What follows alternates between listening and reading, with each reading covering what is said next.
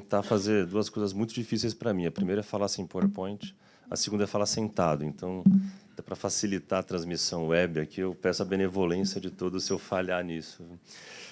Bem, primeiro ponto, é muito importante deixar claro que aqui eu estou representando um governo do Estado e a gente tem uma visão bastante particular. A questão fundamental, antes de eu iniciar isso, é deixar muito claro que tudo que eu for falar e toda a estratégia de São Paulo, seja ela já em retrospecto, seja o que a gente acredita que vai acontecer, ela é paralela ao esforço do governo federal. A gente, não só porque eu gosto da Sabrina, da chefe dela, a gente é amigo há muito tempo e respeito profissionalmente ambas como excelentes profissionais, mas como a gente acha muito importante para dar segurança jurídica para as empresas que haja uma isonomia das regras entre os estados. O problema é que é importante também reconhecer que São Paulo tem uma posição um pouco diferenciada, tanto por ter estrutura institucional como infraestrutura mesmo, para poder dar um passo um pouco mais ousado do que em outros locais. Vamos pegar o caso do vidro.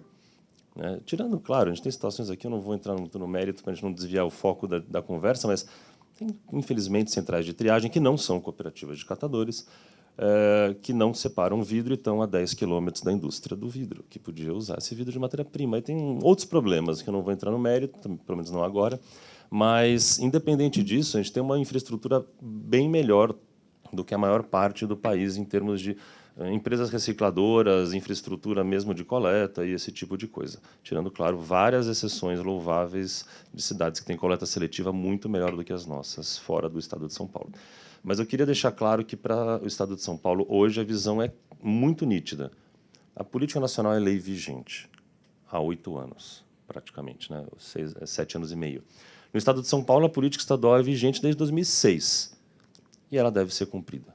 Ponto. Stricto sensu, nós esperamos que todas as empresas já estejam fazendo logística reversa e acreditamos que qualquer uma pode ser cobrada a qualquer momento por isso. O problema é cobrar quanto e o quê. Então, aí eu entro num detalhe que nos cabe, que é um pouco complementar ao que o Tasso colocou e que eu até diria que é o que me faz trabalhar num órgão público. A possibilidade de criar condições para que as leis sejam cumpridas em sua integralidade ao longo do tempo. Eu concordo com o Tasso com a história da gradualidade, embora eu acho que o compasso está um pouco mais lento do que a gente gostaria. A questão é basicamente o seguinte: eu faço apoio a catador. Ok. Que apoio é dado? Quanto de apoio? Uma empresa que põe 2 toneladas de embalagem por ano no mercado e uma que põe 15 milhões de toneladas tem que fazer coisas diferentes, proporcionais. Tem que haver uma métrica, tem que haver uma forma de mensurar não só quanto apoio é dado, bem como que resultado, que efetividade este apoio está tendo. Qual o aumento da quantidade triada e encaminhada, obviamente, para a reciclagem, não adianta triar e mandar para aterro, em relação ao apoio fornecido, falando de embalagens especificamente. Outra coisa que a gente, não sei quantos sabem, a gente faz 8 meses, mais ou menos, trocou o secretário estadual do Meio Ambiente. Tivemos uma primeira conversa com ele já no meio do ano passado.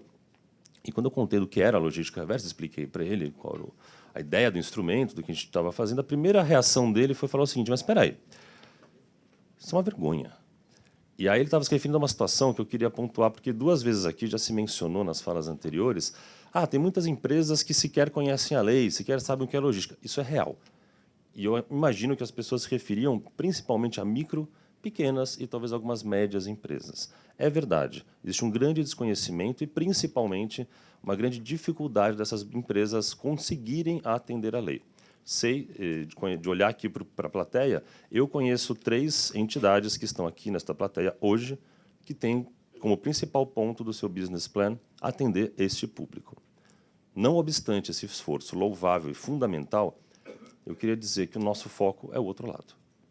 A gente está preocupado com a empresa grande, de sede europeia, por exemplo, que há 40 anos atende a lei na Europa e que aqui busca subterfúgios legais para evitar cumprir a lei. Isso é inadmissível. É isso que a gente quer focar. Não é fácil. Não digo que a gente esteja conseguindo como a gente gostaria. Estamos dando alguns passos. E é isso que eu queria rapidamente contar, o que a gente já fez e o que a gente pretende fazer. Estou olhando aqui minha cola, porque tem alguns recados que eu preciso lembrar de dar. A gente falou aqui de lei, de modelo, tem um detalhe bastante curioso. A gente fala que é mais uma das nossas jabuticabas legislativas. que é a responsabilidade compartilhada. Legal, compartilhado, um termo moderno, bonito, mas você está compartilhando uma responsabilidade, não um benefício, né? E quem fica com que parte? Eu, pessoalmente, estudei bastante a lei, no meu doutorado, inclusive, e tenho opinião pessoal de que a nossa política é excelente. E ela foi muito ousada. O legislador, a gente vive falando mal dos legisladores, vamos falar bem um pouco, né? Eles tiveram coragem de fazer uma lei delegando a instâncias infralegais, do tipo acordo setorial, termo de compromisso, a responsabilidade de dividir essa responsabilidade. Só que a gente está achando que não conseguimos fazer como a gente gostaria ou como precisava ser feito. Então, hoje a gente tem uma ideia de que talvez alguns marcos normativos suplementares sejam necessários. O decreto da isonomia é um bom exemplo deles. Então, dentro do que São Paulo faz, paralelamente ao governo federal, só rapidamente destacar que, em 2010, a gente começou uma estratégia de diálogo com os setores. Fundamentalmente, indústria sediada no estado de São Paulo, que é quem a gente tem atribuição direta via sistema de licenciamento ambiental. Fomos lá, setor por setor, conversando o que já é feito, o que não é feito, lembrando que, em São Paulo, já tinha, em 2010, uma resolução, e depois ela foi reeditada em 2011, com a resolução 38, que nomeava setores, incluindo na lista do artigo 33, setores já regulados por outros marcos, como a resolução CONAMA. Então, a gente hoje está falando de embalagem, mas quando a gente fala de logística em São Paulo, também entra embalagem de agrotóxico, pneu, pilha, medicamentos, enfim, tem uma série de... Tem 14, na verdade, fluxos que a gente identifica ali como objeto, para não falar da lata de tinta com filme seco, que a resolução CONAMA de construção civil incluiu mais tarde, né? Que também é o nosso último desafio aqui. Bem, o que a gente fez, então, foi desenvolver uma estratégia em 3 fases, que até hoje tem sido seguida. A primeira fase, a gente chama de pilotos, foram os termos de compromisso que o Estado de São Paulo estabeleceu entre 2011 e 2014. O intuito claro aí era gerar experiência. Como o Tasso falou, a gente precisa, para tomar decisão, conhecer a nossa realidade. A gente tem uma realidade muito diferente da Europa, inclusive normativa, legislativa. Lá eles têm a responsabilidade estendida ao produtor. Depois, se a gente quiser, podemos falar um pouco de conceitos, mas eu acho uma pena que a gente não tenha aqui. Eu acho que a responsabilidade sempre é compartilhada, ninguém faz nada sozinho, mas faltou estabelecer quem comanda a cadeia, quem vai tomar a decisão em primeira instância e daí coordenar os demais, e a gente acha que isso precisa ser feito, então, setor a setor. Bem, para isso, claro, enfrentamos muita resistência. Primeira, vou chamar de audiência pública, a gente soltou a resolução e fez uma sessão de perguntas e respostas. Na verdade, era assim, era um auditório lotado, abre o microfone, o secretário e eu. Pois não, estamos disponíveis para perguntas. Não teve nenhuma fala, nenhuma palestra. Assim, pois não, o que vocês querem saber? Claro, foi uma saraivada de perguntas do tipo, a gente vai derrubar isso na justiça, a gente não reconhece como constitucional isso que vocês estão fazendo, e por aí vai. Detalhe, um auditório de 500 lugares, de todos os cartões de visita que eu coletei, com todo o respeito aos colegas do Tasso, só tinha advogado. Então, você olha e pensa assim, o cara está preocupado, a empresa aqui está preocupada em implementar uma solução ou buscar uma saída jurídica para não ter que gastar o dinheiro? Conversa vai, conversa vem, recebemos em torno de 190 propostas, 3.000 CNPJs representados, assinamos 14 termos de compromisso e, ao final de 2014, aí já quase 4 anos de estratégia, tínhamos no estado de São Paulo algo em torno de 14.000 pontos de coleta, coletando 350.000 toneladas por ano de resíduos. Você fala, nossa, fantástico, mas cadê isso que eu não estou vendo, né? É que aí o truque é óbvio, a gente incluiu pneu, óleo lubrificante, embalagem de agrotóxico, que já tem 10 anos de história e entram nesses números, somando, claro, estatística para falar, tem muita coisa já acontecendo, mas isso era uma estratégia declarada desde o começo. A gente quer dizer, olha, tem gente fazendo. Não estou dizendo que é fácil, não estou dizendo que é barato, não estou dizendo que vai ser amanhã, mas tem gente fazendo e é possível. Vamos construir soluções possíveis. Muito bem. Final de 2014, a gente fez uma reunião, um ciclo de reuniões com os envolvidos, com cada um desses signatários dos termos de compromisso, identificando obstáculos, desafios, tentando fazer uma espécie de matriz SWOT aí para a próxima fase. E, em 2015, entramos, então, com a resolução SMA 45. Um dos principais argumentos que nos motivou, vamos chamar assim, para fazer a 45, foi o que a indústria falava para a gente. Espera aí, mas a lei, artigo 33, fala que eu tenho que fazer a logística reversa conforme acordo setorial termo de compromisso ou regulamento. Eu não assinei acordo setorial, eu não assinei termo de compromisso, não tem nenhum regulamento publicado, eu não preciso fazer. A gente fala, não seja por isso. Publicamos um regulamento. Então, está lá na Resolução 45, para quem quiser ler, que são obrigados, é a cópia do artigo da lei. Estava faltando o regulamento, a gente copiou a lei de novo. Se é isso que está faltando, está aí. Mas é óbvio que não é isso que está faltando. Então, a gente manteve o diálogo, continuamos com os setores, só que renovando os termos de compromisso com uma questão que a gente tentou, eu juro, prometo que, assim, como representante da sociedade no poder público, posso dizer, até o fim das nossas forças, e ainda não conseguimos ter meta quantitativa percentual relativa ao volume em peso colocado no mercado para todos os termos de compromisso. Conseguimos para alguns, não para todos. Ainda é um desafio que daqui a pouco eu volto. Mas, enfim, renovamos os termos de compromisso. Hoje a gente tem 7 vigentes, inclusive eletroeletrônicos, inclusive alguns menos tradicionais, mais heterodoxos, como os saneantes e desinfestantes. Mas, assim, ainda é um balão de ensaio. O que acontece é que existe hoje algumas dificuldades, não vou entrar aqui no detalhamento, a Sabrina elencou várias para embalagens, que a gente ainda precisa vencer. O duro é que eu fiz uma cola para 15 minutos, e aí, conforme o pessoal foi falando, eu fui anotando outras coisas fundamentais. Assim, eu vou tentar resumir a história dizendo que hoje a gente tem a resolução CMA 2015 vigente, os termos de compromisso sendo renovados, só tem um detalhezinho. Lá no meio da resolução tem um artigo específico que foi, claro, muito bem pensado para ser colocado lá, e que eu acredito, pessoalmente, que tem um valor equivalente ao decreto da isonomia aqui para São Paulo. Ele diz o seguinte, quem não for aderente ao termo de compromisso tem que fazer o mesmo, proporcionalmente óbvio, né, de quem está no termo de compromisso. E a regra para prestação de contas disso será publicada pela CETESB em 6 meses. Bem, isso faz quase 2 anos e meio, né? Então, meia culpa de novo, estamos atrasados, mas o principal recado hoje também é o seguinte, está hoje em discussão, espero que seja publicado ainda este semestre, a regra para que as empresas que não são parte dos termos de compromisso informem a CETESB o que já fizeram. Eu não quero mais falar, olha, eu vou fazer um dia. Eu quero assim, ano passado eu tive estes pontos de coleta, ou este sistema itinerante, ou esta forma de recolhimento, recebimento, coletei tanto em relação ao tanto que eu pus no mercado. Então, 2 coisas muito importantes. Vai ter meta percentual para todos os setores. 2, será cobrada a informação, ainda que estimada, de quanto foi colocado em peso de embalagens, no caso, ou de produtos, no mercado paulista no ano anterior. Estamos em tratativa com a Fazenda para que isso possa ser checado vis-à-vis dado de nota fiscal. É uma dificuldade que vocês não têm ideia. Vocês acham difícil revisão tributária? Vai ter acesso a dado de nota fiscal para você ver. É um pleito nosso para a Fazenda. Se a gente vai conseguir ou não, não sei. É a mesma coisa que você falar de controle de nota fiscal para fim de, por exemplo, sistemas que visam créditos de logística reversa. Tem que ter, mas quem consegue acesso ao dado, quem audita, quem aufere, é muito difícil tudo isso. São desafios que a gente vai ter que enfrentar se a gente quiser evoluir. Então, é bom dizer isso, porque a gente acha, inclusive, que tem empresas que talvez, quem sabe, não sei, por engano, não acho que alguém faça isso de propósito, mas alguém possa estar querendo fraudar o fisco, né?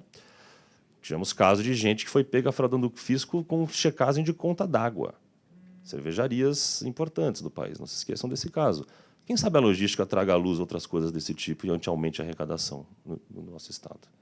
Então, são coisas muito importantes que nós estamos trabalhando. Outra que eu queria destacar, antes que meu tempo acabe, é a questão dos municípios, né? Só um detalhe sobre esse procedimento. A ideia desse procedimento, basicamente, é... Legal, estamos abertos ao diálogo, portas abertas, a gente recebe vocês, quem quiser, a gente tem tudo público, transparente, tem processo para tudo isso, tem centenas de atas de reunião com todos os setores, todas as negociações, está tudo lá. Agora é o seguinte, o diálogo continua aberto, mas ele não é suficiente. Está na hora da regulação mostrar os dentes. Hora de enforcement. É o seguinte, meu amigo, estamos há 7 anos negociando, portas abertas, sentando na mesa, quanto você propõe de meta para você mesmo, o que você está disposto a fazer. Chega de ser só esta estratégia. A estratégia continua com diálogo, com termo de compromisso, a gente espera renovar mais 4 esse ano, a meta é essa, mas não é suficiente. Então é o seguinte, para nosso entendimento, isso é uma coisa importante também. Ninguém é obrigado a assinar acordo setorial nem termo de compromisso, mas é obrigado a cumprir a lei. Então, quem não assinar nenhum, nem o outro vai ter que nos informar o que está fazendo. Inclusive, o acordo setorial provavelmente vai ter que informar também, porque não é conosco o acordo, é com o Ministério, mas aí se replica quanto aquelas empresas da coalizão colocaram no mercado no ano anterior, em peso de embalagem, e quanto foi coletado efetivamente, e a gente vai ver se as metas são batidas. É isso que a gente precisa checar.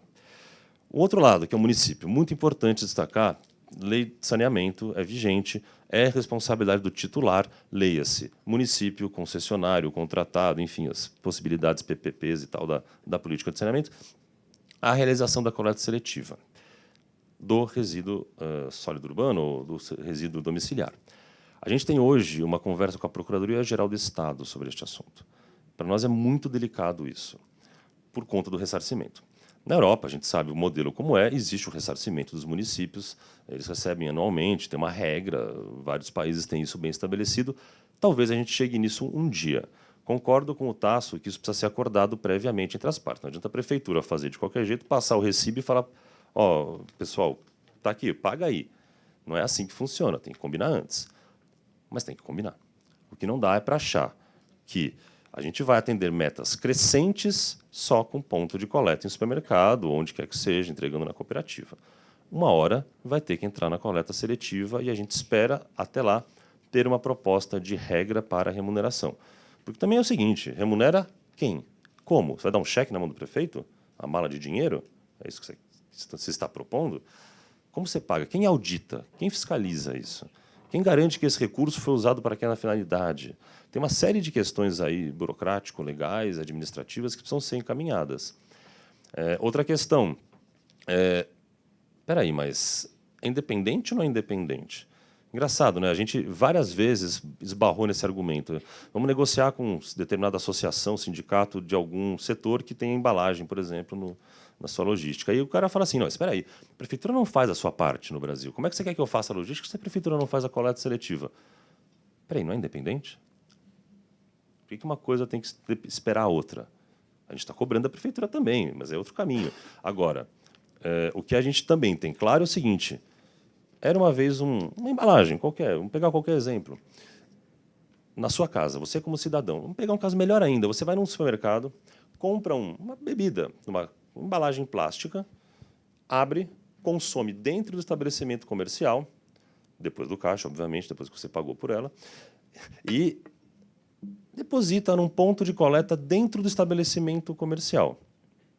Esta garrafa, na nossa opinião, nunca se tornou um resíduo sólido urbano.